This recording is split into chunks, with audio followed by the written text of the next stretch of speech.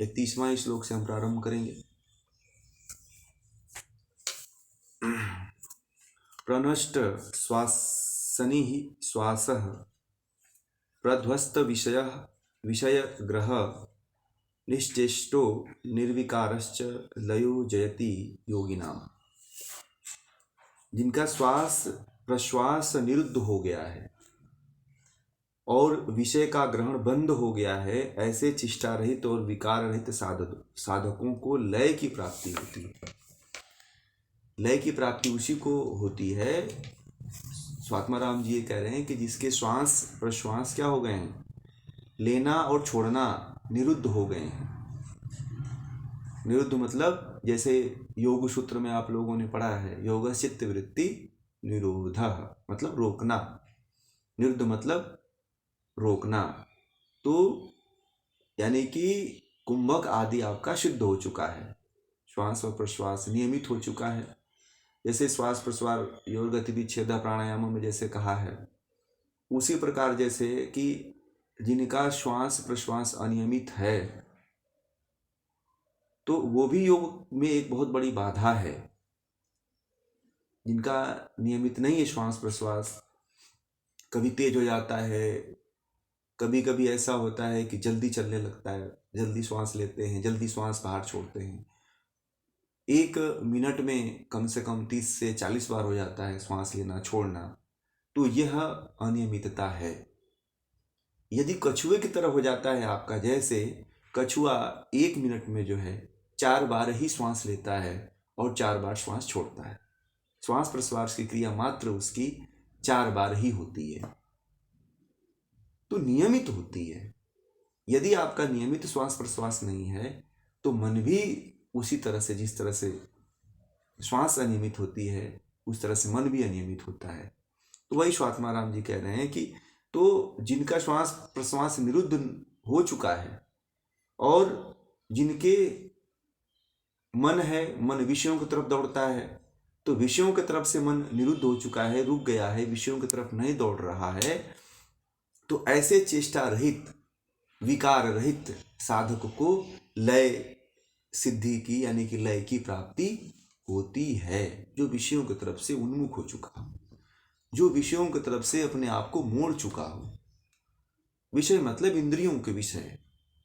इंद्रियों के विषय आप लोगों को पता है कि मन कहाँ लेके जाता है, जिस इंद्रियों पे सवार होता है उस इंद्रिय का भोग करता है मन।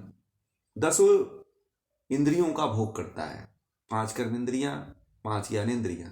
उन 5 कर्मेंद्रियों और 5 ज्ञानेंद्रियों का भोग जो है अकेले मन करता है और सभी पे सवार होकर करता है।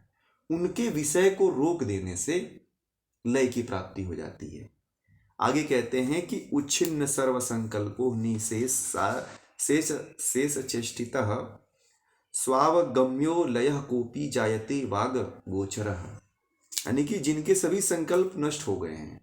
यदि आपके जीवन में कामना है, कोई संकल्प आपने ले रखा है, तो वो भी संकल्प यदि नष्ट हो गया है, वह कामना आपकी नष्ट हो गई है, तो या जो भी आपकी चेष्टाएं मतलब जो भी आपके कार्य हैं जिनको आप करना चाहते हो, तो वो कार्य भी आपके समाप्त हो चुके हैं, उनको भी आपने समाप्त कर लिया है कि बस अब इसी पे एंड करेंगे, आगे नहीं अपन जाएंगे।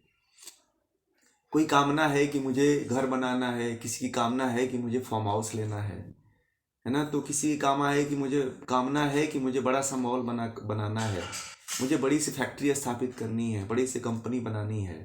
तो इस तरह का यदि किसी के अंदर संकल्प है, किसी की चेष्टा है, वह चेष्टा भी अगर उन चेष्टाओं को कोई साधक कोई योगी रोक लिया है, तो कहते हैं कि ऐसे साधक में तब एक अपूर्व लय की उत्पत्ति होती है। अपूर्व मतलब जो पहले न हुआ हो, ऐसे लय की उत्पत्ति स्वतः ही हो जाती है, उसको करना नहीं पड़ता है।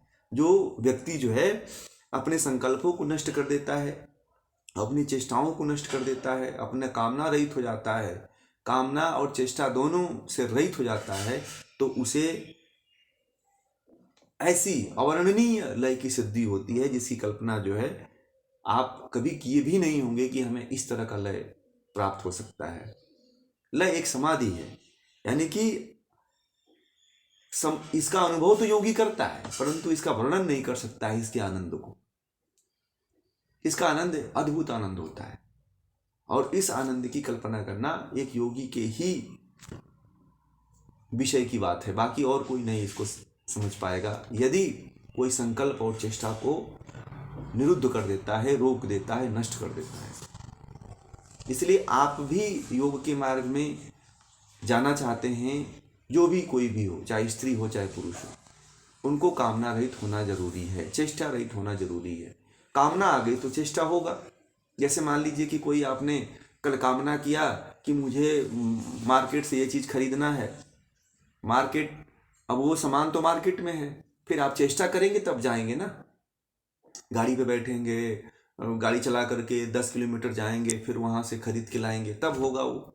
तो वो चेष्टा भी बंद हो जाए, वो कार्य करने की जो चेष्टा है और संकल्पना है, दोनों जब नष्ट हो जाए तब जाकर के स्वतः ही अपूर्व लय की सिद्धि होती है।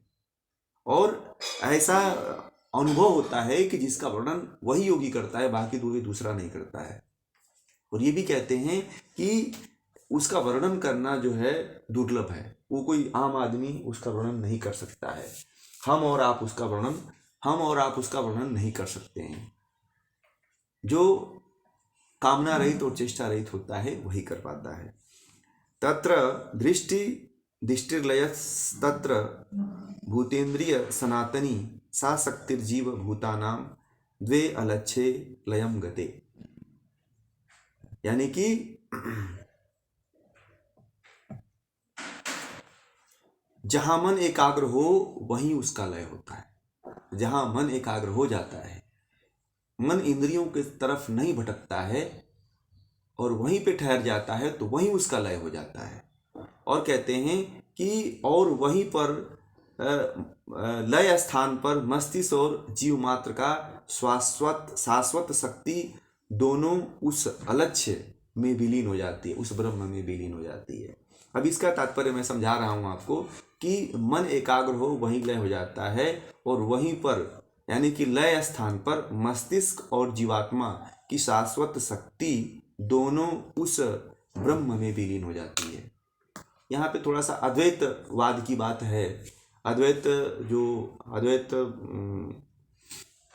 का ज्ञान है कि ब्रह्म में विलीन हो जाना, तो यहाँ पे क्या होता है कि जो मस्तिष्क यानी कि मन को मान लीजिए, मन का विलय जो है जीवात्मा में हो जाता है, और जीवात्मा की शाश्वत शक्ति जो है वह कहाँ विलीन हो जाती है? ब्रह्म में विलीन हो जाती है। ऐसा अद्वैत में माना जाता है।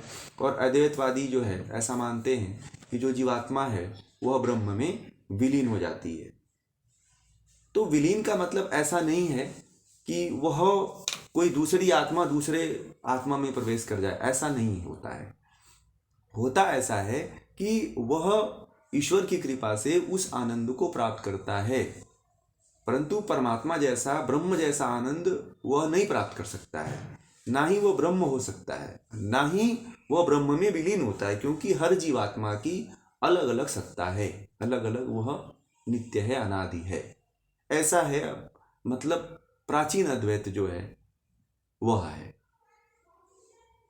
असली जो अद्वैत है, बाद में जो अद्वैत आया उसका अद्वैत ब्रह्म में विलीन की बात करता है, परंतु जो प्राचीन है वो ये कहता है कि वह ईश्वर की कृपा से होता है, और ईश्वर के बराबर नहीं, ईश्वर से कम आनंद में रहता है जीवात्मा, और लय को प्राप्त होता है। फिर आगे चलते हैं। लयो लयः इति प्राहु कीदृशं लय लक्षणम अपुनर्वासन सनोत्था ना लयो विषय विस्मृति ही। बहुत लोग लय यह तो कहते हैं, किंतु लय का लक्षण क्या है यह नहीं जानते। विषय की विस्मृति ही लय है। ध्यान रखिएगा, विषयों की विस्मृति को ही लय कहते हैं। विषयों की तरफ जो चित्त दौड़ रहा है तो फिर आप लय को नहीं प्राप्त कर पाएंगे। विषयों से विमुख हो गए, विषयों से आप अपने चित्त को मोड़ लिए, तो फिर आप लय को प्राप्त हो गए। यही लय है। लय उसी को कहते हैं कि विषयों की तरफ से अपने आप को मोड़ लेना, क्योंकि उस स्थिति में वासनाओं का सदा अभाव रहता है। यदि आप जो है विषयों की तरफ से अपने आप को विमुख कर लेंगे, मोड़ लेंगे, तो वासनाओं की तरफ नहीं फंसेंगे आप। क्योंकि वासनाएं तो जन्म जन्मांतर से फंसी हुई है। आप लोगों को पता है कि वासनाएं हजारों जन्मों के संस्कार लिए हुए आपके अंदर है। आप हमको नहीं पता होता है कि छोटे से छोटे बच्चे में, एक बड़े से बड़े पुरुष में जो है जन्म जन्मांतर के संस्कार के कारण ही स्वतः ही वह अपना क्रियाकर्म करने लगता है, वह उस तरह का व्यवहार करने लगता है। एक बच्चे को देखा होगा, जब जन्म लेता है तो तुरंत माँ के स्तनों को पकड़ करके दूध पीने लगता है। गाय का बछड़ा है, बकरी का है, मनुष्य है, क्योंकि उसके जन्मांतरों के इतने संस्कार उसके ऊपर पड़े हुए हैं कि उन संस्कारों के कारण, उन वासनाओं के कारण ही वह जो है पुनः से जो है उस कार्य में लिप्त हो जाता है। तो ये है कि विषयों की विस्मृति, विषयों को रोक देना, विषयों को भूल जाना, विषयों को नष्ट कर देना, और उसकी जो उससे जो रोक देने से जो है विषयों की वासनाओं से क्या हो जाता है, वासनाओं का सदा नाश हो जाता है। वासनाएं फिर उभरती नहीं हैं। कभी कभी उभरती हैं, कभी कभी उभरती हैं, ऐसा नहीं है अभी, क्योंकि ये संप्रजात समाधि की बात चल रही है, प्रत्याहार की बात चल रही है। ध्यान रखिएगा, अभी यहाँ प्रत्याहार की बात चल रही है, पूरी तरह से अभी हम समाधि में नहीं पहुंचे हैं, धारणा अभी बाकी है। तो यहाँ पे इंद्रियों को जहाँ पे बस करने की बात आती है, वहाँ पे प्रत्याहार की बात आती है। जब गृहण संहिता के अनुसार देखा जाए तो ये प्रत्याहार का विषय है। तो यहाँ पे जो है वासनाएं जो है क्या हो रही हैं, वासनाएं नष्ट हो रही हैं, किससे, विषयों को रोकने से। ठीक है, आगे चलते हैं।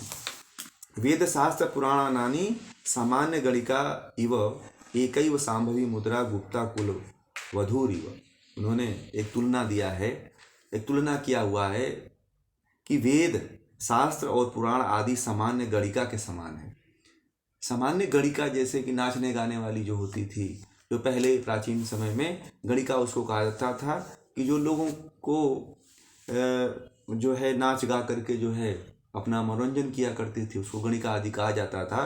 तो उन्होंने कहा है कि वेद शास्त्र पुराण, उन्होंने वेदों को भी ले लिया। वेद तो ऐसा नहीं, वेद तो अपौरुषेय है, परंतु उन्होंने यहाँ पे ले लिया है शास्त्र पुराण आदि। पुराण को कहें तो बात समझ में आती है। तो पुराण आदि सामान्य गणिका के समान है, केवल एक सांभवी मुद्रा ही कुलवधू के समान गुप्त है। सांभवी मुद्रा की बात उन्होंने तुलना कर दिया, ये जो सांभवी मुद्रा है यह कुलवधू के समान है। कुलवधू का मतलब कि एक जो घर में किसी के प्राचीन समय में कोई बहू आती थी, तो बड़ा ही उसे लोग छिपा के रखते थे कि कोई उसको देखे ना, बड़े ही उसे सुरक्षा की दृष्टि से रखा जाता था। बड़े बुजुर्ग लोगों से लोग उसके ऊपर कभी देख ना पाए, इसलिए कुलवधू जो हुआ करती थी हमेशा पर्दे में, घूंघट में रहा करती थी। तो पहले के समय में जो शादियां हुआ करती थी, उन शादियों में ऐसा होता था कि जो नई नई शादियां हुआ करती थी, तो कम से कम 5 साल 2 साल तक तो उस वधू को कोई घर का सदस्य देख ही नहीं पाता था। पति के अलावा और सास के अलावा, और जो घर में ननद दादी जो और भी महिलाएं रहा करती थी। तो ऐसा वधू, कुल वधू को जो है बड़े ही सजो करके, एक जैसे सोने आदि को छुपा करके रखा जाता है, उस तरह से रखा जाता था। एक तुलना है, और वही तुलना जो है सांभवी मुद्रा की करनी है। कि सांभवी मुद्रा यदि आपको पता है, सांभवी मुद्रा यदि आपने सिद्ध कर लिया है, तो उसकी सिद्धि को, उससे जो आपको प्राप्त होता है ज्ञान, उस ज्ञान को कभी किसी को परिलक्षित नहीं करना चाहिए, उसे छिपा करके रखना चाहिए। और सांभवी मुद्रा में लाभ मिलता ही मिलता है। सांभवी मुद्रा को जिसने सिद्ध कर लिया उसको अनंत लाभ मिलते हैं। जैसे आप लोगों को मैंने एक वीडियो भेजा था, अगले देवरहा बाबा, हम बहुत छोटे थे तो हमारे गांव की तरफ से गुजरते थे, और हम लोग पीछे पीछे दौड़ते थे। उस समय कुछ पता ही नहीं था।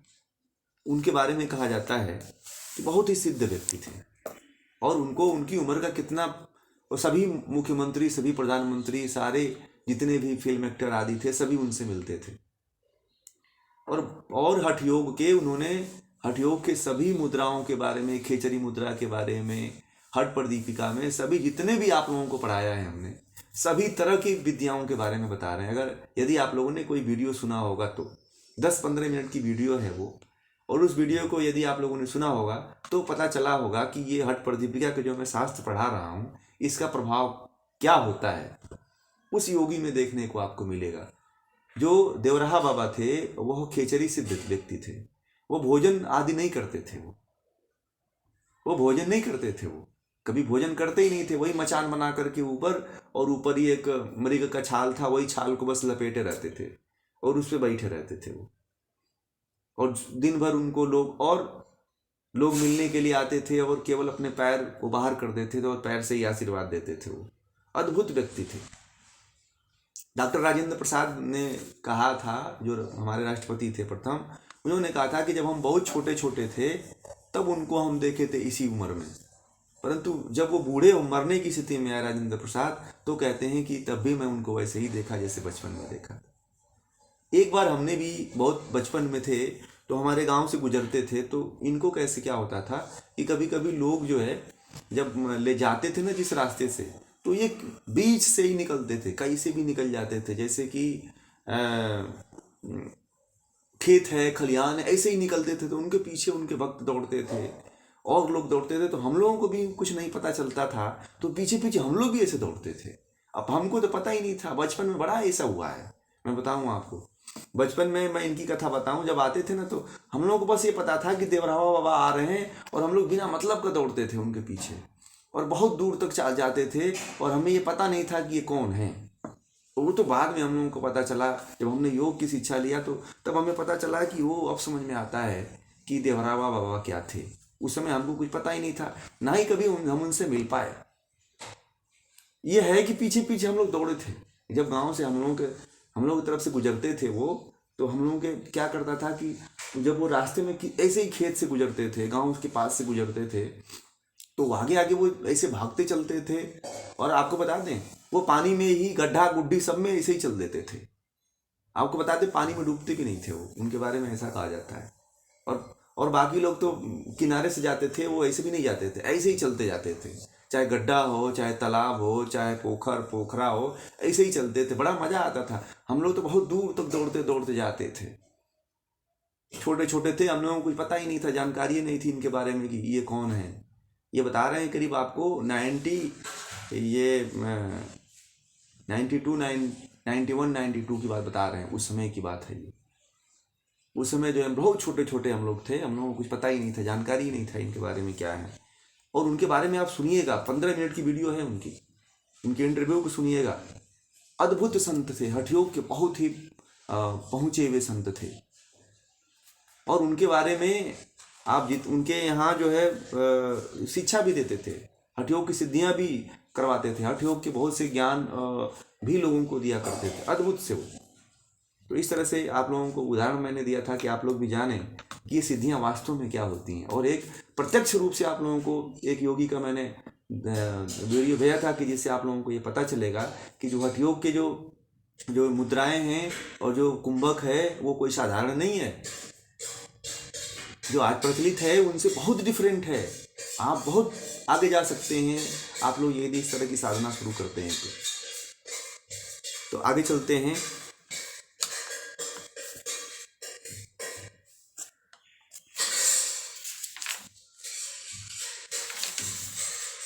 छत्तीसवां जो है, अंतर्लक्ष्यम बहिर्दृष्टि निर्मेशो अन्मेष वर्जिता ऐसा सा सांभवी मुद्रा वेद शास्त्रेषु गोपिता। यानी कि अपलक दृष्टि बाहर की ओर, अपलक दृष्टि बाहर की ओर और लक्ष्य भीतर की ओर हो, यही वेद और शास्त्रों में गुप्त रूप से रचित सांभवी मुद्रा है। देखिए, सांभवी मुद्रा के बारे में कई जगहों पे आता है, परंतु यहाँ पे बहुत विशेष रूप से दिया हुआ है। इसको आप लोग कोट कर लेंगे और इसको नोट भी कर लेंगे बहुत अच्छी दृष्टि से कि सांभवी मुद्रा किस तरह से की जाती है। तो ये हो अपलक दृष्टि, जिसमें पलकें गिरे ना, अपलक दृष्टि, और बाहर की ओर लक्ष्य हो, बाहर की ओर देखना है, लक्ष्य भीतर की ओर। भगवान शिव की, जैसे आप लोगों को कई बार मैंने चित्र भी भेजा है कि ऐसे दृष्टि होती है, जैसे कि आंखें आधी, पूरा पलक ऐसे आधी गिरी रहती है, दृष्टि बाहर की तरफ होती है और आंतरिक रूप से लक्ष्य भीतर की ओर होता है।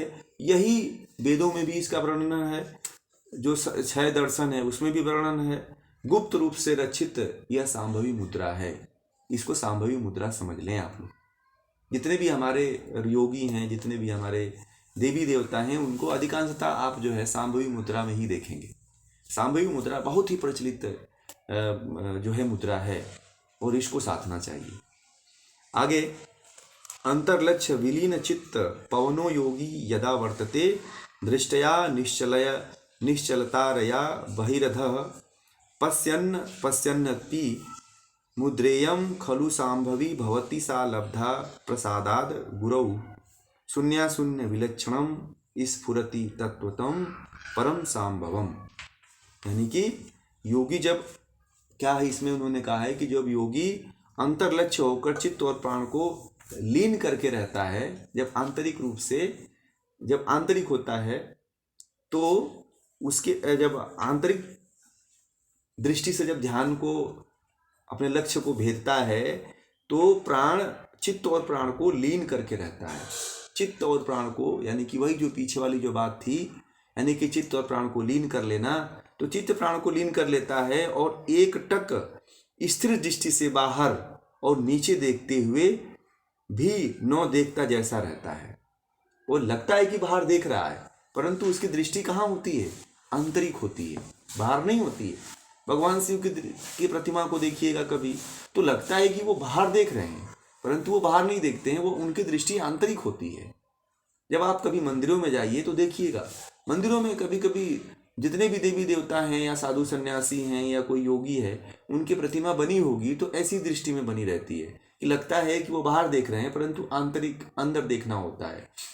ऐसे ही सांभवी मुद्रा में होता है।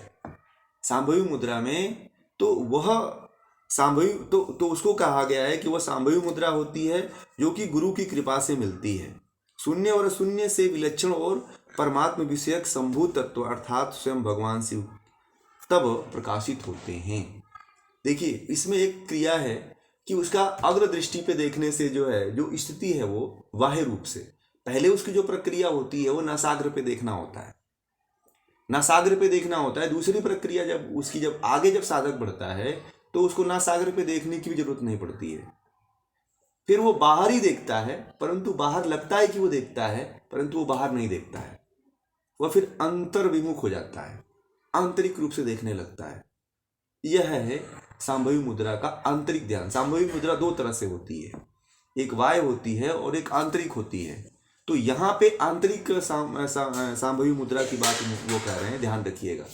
तो इसको आप लोग नोट कर लीजिएगा कि आंतरिक सांभवी मुद्रा की बात कहाँ कही गई है। ठीक है, तो 37वां जो श्लोक है उसमें आंतरिक सांभवी मुद्रा की बात कही गई है। इसलिए कभी सांभवी मुद्रा की बात, यहाँ पे सांभवी मुद्रा पहले वर्णित हो चुकी है, इसलिए यहाँ पे आंतरिक सांभवी मुद्रा है, इसलिए इसको आप लोग ध्यान में रखिएगा आने वाले समय में। फिर आगे चलते हैं। श्री सांभव्याश्च खेचर्या अवस्था धाम भेदतः भवे चित्त लयानंद शून्य चित्त सुख रूपिणी। यानी कि सांभवी और खेचरी मुद्रा अवस्था और स्थानों में भेद होने पर भी शून्य के चित्त के लय का आनंद उत्पन्न करता है और वह चिदानंद स्वरूप है। ये दोनों मुद्राओं के बारे में पहले भी मैं बता चुका हूँ कि सांभवी मुद्रा और खेचरी मुद्रा, ये दोनों अपने आप में बड़ी ही विशिष्ट मुद्रा है और हर व्यक्ति को सांभवी मुद्रा अपने जीवन में साधना चाहिए, खेचरी मुद्रा साधना चाहिए। जो वीडियो भेजा था उसमें जो देवराहा बाबा थे वो खेचरी के बहुत बड़े साधक थे, खेचरी सिद्ध व्यक्ति थे, सांभवी सिद्ध व्यक्ति थे। तो आप लोग भी देखिए, सांभवी और खेचरी ऐसी मुद्राएं हैं जिसको हर कोई सामान्य रूप से प्रैक्टिस करके, अभ्यास करके इसको सिद्ध कर सकता है। पहले तो बाह्य सांभवी सिद्ध करे, फिर ये जो अभी जो आंतरिक सांभवी की बात हुई है उसको आंतरिक चित्त और मन को एक करने की बात करे, चित्त और मन को एकाग्र करने की बात करे, तब वह आंतरिक सांभवी सिद्ध हो जाती है। ठीक है, फिर खेचरी जो है, खेचरी की सिद्धि अति आवश्यक है। आप लोग कैसे कर सकते हैं कि कभी भी जब ऐसे कभी बैठे रहना हुआ, कभी आप कोई कार्य नहीं करते हो, कभी ऐसे ही एकांत में बैठना हो, कभी यात्रा करते हो, तो जीभ को मोड़ करके आप लगाया करें, ठीक है। कुछ नहीं करते हैं तो जीभ को मोड़ करके ऊपर तालू में लगाए रखें। अभ्यास धीरे धीरे धीरे धीरे धीरे करेंगे, 1 दिन करेंगे, 2 दिन करेंगे, 3 दिन करेंगे, ऐसे करते करते करते 1000 दिन तक अभ्यास करिए, प्रतिदिन करिए, कुछ ना कुछ आपको जरूर मिलेगा। मैं आपको गारंटी के साथ कह रहा हूँ। अब आज से आप लोग शुरू करके देखिए, फिर मुझे आप 1000 दिन या 2 साल बाद या 1 साल बाद बताइएगा कि हमें क्या कितना आनंद आता है इसमें। फिर तो आपको कुछ कहने की जरूरत ही नहीं है। जो देखिए आजकल जो कुछ लोग मौन व्रत करते हैं, तो मुझे बहुत लोगों ने कहा कि मौन व्रत कैसे करूं। तो कुछ लोग होते हैं तो एक पट्टी लगा लेते हैं और एक कार्ड लगा लेते हैं, लिखते हैं कि मैं मौन व्रत में हूं, और ऐसे लिख करके कुछ दिया करते हैं। तो वो मौन व्रत नहीं होता। मौन व्रत जब भी करना हो तो वो खेचरी मुद्रा लगा के रखिए। जितने भी मौन व्रत करने वाले लोग होते हैं उन सबको मैं यही कहता हूं कि आप खेचरी मुद्रा में मौन व्रत करो। और खेचरी मुद्रा में यदि आप लोगों ने 6 महीने ही केवल धारण कर लिया मौन को, बहुत बड़ी क्रांति होती है, बहुत बड़ी क्रांति होती है जिसकी आप कल्पना नहीं कर सकते 6 महीने में केवल। और इतनी वाणी में इतना तेज ओज हो जाता है कि आप जिसकी कल्पना नहीं करोगे। बहुत बड़ी सिद्धि प्राप्त हो जाती है और ज्ञान तो अपने आप स्वतः ही प्रवाहित होने लगता है। आगे, तारे ज्योतिषम संयोज्यम किंचित दुन्मय येद ध्रुवौ पूर्वयोगम मनोयुज्य अन्नुमणि कारः क्षणात् उन्नीमयेत मना पूर्व, यानी कि दृष्टि को अंतर ज्योति में लगाकर, भ्रिकुटी को थोड़ा ऊपर उठाकर और तब मन में पूर्ण वर्णित योग क्रम का ध्यान करने से शीघ्र ही उन्मनी अवस्था प्राप्त हो जाती है। उन्मनी अवस्था की बात हमने पीछे भी कहा था आप लोगों को कि उन्मनी अवस्था कैसे सिद्ध होती है। इसको भी बता चुके हैं, शायद गिरण्य में बताए हैं कि इसमें बताए हैं, परंतु बताए हैं। अब देखिए इसमें कैसे करना है कि इसमें क्या करना है कि दृष्टि को अंतर ज्योति यहाँ पे होती है जो आज्ञा चक्र होता है, ठीक है। इसको अंतर ज्योति भी कहा जाता है, आज्ञा चक्र भी कहा जाता है, ठीक है। तो आज्ञा चक्र में आपको देखना होता है एक ज्योति, एक दिव्य ज्योति जलती रहती है, या ज्योति की एक कल्पना कर लेनी है, जैसे एक दीपक है उसकी जो ज्योति जल रही है, वहाँ पे आज्ञा चक्र में उसको केंद्रित करके देखना होता है। यानी कि भ्रिकुटी को थोड़ा ऊपर उठा करके, भ्रिकुटी को जैसे कि ऐसे थोड़ा सा ध्यान में जब करते हैं तो भ्रिकुटी को थोड़ा सा ऊपर उठाते हैं, ऐसे ऊपर उठा करके मन को पूर्ण योग क्रम में शीघ्र, ऐसे जो है भ्रिकुटी को थोड़ा सा ऊपर उठा करके अगर देखने का प्रयास करेंगे आंतरिक रूप से, तो यहाँ पे जोर पड़ता है और इससे थोड़ा सा हल्का सा दर्द होगा शुरुआती दौर में, बाकी ये दर्द भी नहीं रहता है। ये देर तक खींचे रहना थोड़ा सा मुश्किल है। तो खींचने से क्या होता है कि त्रिपुंड अपने आप बन जाता है। कुछ लोगों के द्विपिंड बनते हैं, किसी के एकल पिंड बनता है, पुंड बनते हैं। तो त्रिपिंड जो बनते हैं वह अगर यदि त्रिपुंड बन गए तब तो बहुत अच्छे सौभाग्यशाली लोग होते हैं जिनके त्रिपुंड बन जाता है इस तरह से करने से। कुछ लोगों के द्विपुंड बनते हैं और कुछ लोगों के एक ही बनता है। तो उसमें कभी संशय नहीं करना चाहिए कि क्यों नहीं बना कि नहीं बना। इसलिए जब भी करें तो थोड़ा सा इसको आप ऊपर खींच करके रखें, ठीक है। ऊपर ऐसे खींचेंगे। अब ये मैं करके बता रहा हूँ, वहाँ पे हाथ नहीं लगाना है, ठीक है। हाथ से नहीं करना है इसको ऊपर खींच करके, ये तो ऐसे ही खींच करके देखा जाता है ऐसे, ठीक है। तो त्रिपुंड बनता है, 3 रेखाएं बनती हैं इसमें। और वहीं पे कहते हैं कि वही जो अवस्था होती है वो उन्मनी अवस्था होती है और वह आंतरिक होती है, वाय नहीं होती है, ठीक है। वाय तो देखिए जैसे कि सांभवी का आंतरिक और वाय बताया, वैसे ही उन्मनी का आंतरिक और वाय दोनों होता है। तो जो प्राथमिक साधक होता है वह उसको कहा जाता है कि भ्रिकुटी के मध्य में देखो तो उसको वी आकार की दृष्टि दिखाई देती है, वी दिखाई देता है। परंतु जब आंतरिक उन्मनी अवस्था कराई जाती है तब जो है उसको थोड़ा सा ऊपर वाले भाग को खींच करके और तब कहा जाता है कि तब आगे वाले दृष्टि में तुम आंतरिक रूप से एक ज्योति को देखो, एक प्रकाश को देखो, एक दिव्य प्रकाश को देखो। इस तरह से होती है। ध्यान रखिएगा दोनों चीजों को कि सांभवी को उन्मनी की दोनों अवस्थाओं को ध्यान रखिएगा। और इसका जब आप लोगों से पूछा जाएगा तो इसको भी ध्यान में रखिएगा। ये बहुत इंपॉर्टेंट चीज़ें हैं कि कैसे कैसे करते हैं और कैसे, क्योंकि प्रयोगात्मक रूप विशेष तरह से